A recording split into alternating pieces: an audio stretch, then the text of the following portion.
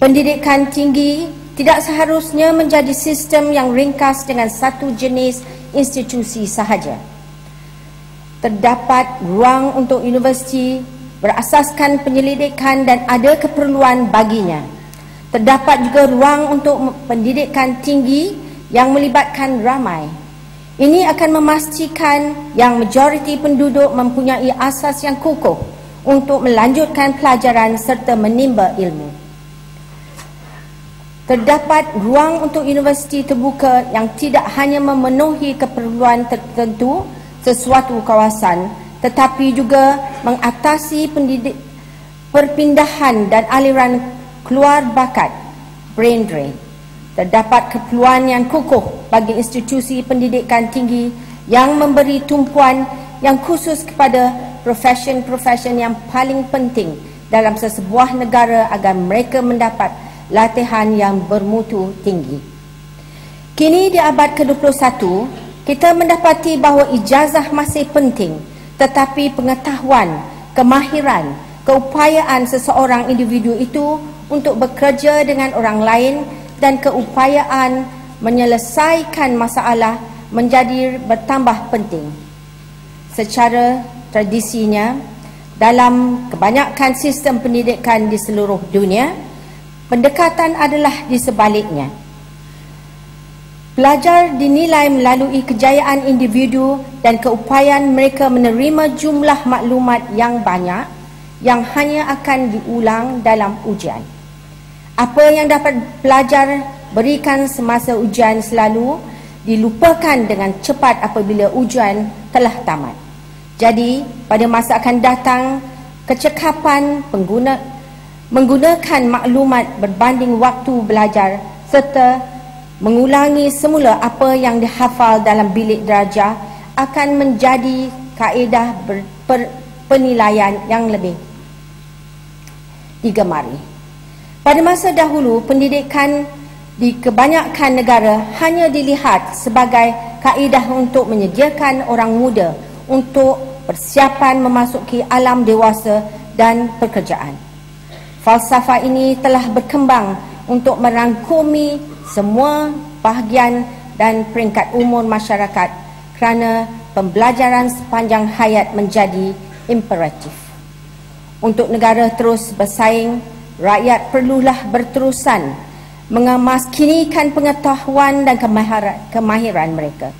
Sistem pendidikan abad ke-21 perlu membantu pelajar mempunyai keinginan untuk belajar dan selesa dengan konsep pembelajaran sepanjang hayat. Ini terutamanya penting bagi pembuat keputusan penting seperti jurutera, juruteknik, kaki tangan perubatan dan lain-lain.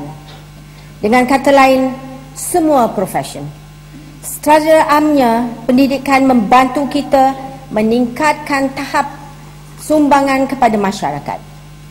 Ini dicapai sebahagian besarnya melalui teknologi pembelajaran terbuka yang bersesuaian. Dengan pendidikan, penglibatan individu dalam ekonomi global akan menjadi lebih bermakna. Menggunakan teknologi untuk berhubung dengan dunia global membolehkan negara menjadi rakan yang menyumbang dan terlibat dengan sepenuhnya.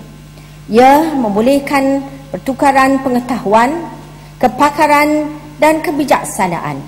Ini juga menghalang pengulangan dan duplikasi yang tidak diperlukan kerana pengasingan dan kurang kesedaran mengenai apa yang dilakukan oleh pihak lain.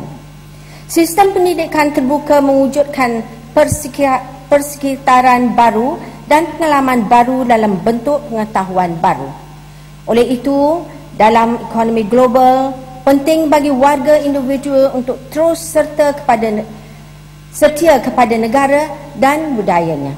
Mereka perlu mempunyai pemahaman mengenai sejarah dan nilai masyarakat mereka sendiri dan masa yang sama dapat mengenal, memahami, mengharungi dan tidak takut kepada perbezaan dalam negara lain dengan budaya masing-masing. Rakyat perlu mempunyai asas budaya mereka sendiri, tetapi juga memahami dan berinteraksi dengan budaya lain.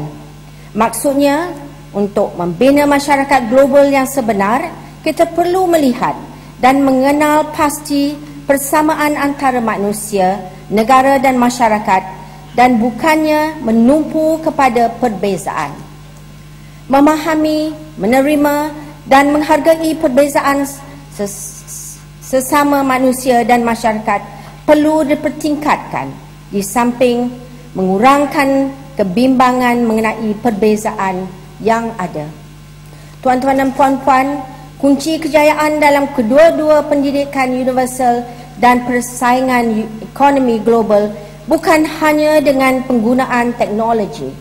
Ia adalah unsur kemanusiaan, keupayaan, memahami dan menerima perubahan, bekerja bersama dalam pasukan demi kebaikan semua yang terlibat, dan mengenal pasti dan mengukuhkan matlamat ideal dan kepercayaan yang sama. Satu lagi cabaran yang utama ialah pekerjaan atau kebolehan untuk mendapat pekerjaan. Kemahiran pekerja penting dalam pasaran tenaga kerja global hari ini. Perubahan teknologi yang menjadi pendorong pertumbuhan ekonomi dan taraf hidup yang lebih baik sentiasa mengubah nilai kemahiran tersebut. Perubahan teknologi telah menukar peluang pekerjaan dan nilai kemahiran tugasan tertentu, memandangkan peluang pekerjaan menurun dalam kebanyakan industri pembuatan di Malaysia. Para pekerja menghadapi perubahan nilai kemahiran ini. Perubahan nilai kemahiran kerja ini menekankan lagi kepentingan pembelajaran sepanjang hayat. Kerajaan Malaysia memberi subsidi yang besar untuk pendidikan tinggi. Sebahagian besar pendudukannya tamat pendidikan kolej dan ijazah universiti. Universiti boleh mengajar kemahiran kerja tertentu, tetapi kemahiran itu bukanlah untuk sepanjang hayat. Hakikatnya banyak kerja yang tidak dapat bertahan sepanjang hayat. Dan jika ada pun, perubahan teknologi akan menukar cara kerja-kerja ini dilakukan. Pendidikan yang terpenting yang diberikan oleh universiti ialah asas yang membolehkan pelajar mempelajari dan mendapatkan kemahiran baru dengan peredaran masa. Universiti perlu menyemai minat untuk pembelajaran sepanjang hayat dalam pelajarannya. Saya meyakin kemudahan yang ada di Universiti Terbuka Malaysia boleh mewujudkan persekitaran pembelajaran yang mencabar dan bersemangat untuk memupuk pelajar yang berminat. Teknologi infrastruktur IT terkini di OUM bermakna terdapatnya sokongan pengajaran dan pembelajaran di dalam dan di luar universiti. Pada para hadirin sekalian, kolej yang hang tuah berlabuh santai dan yang di sisi sipu malu, laksana ombak rindukan pantai, begitulah saya cintakan ilmu. Putri mengidam gulai rebung, santap berselera di bawah payung. Ilmu ibarat kemuncak gunung, manis dipandang, indah direnung.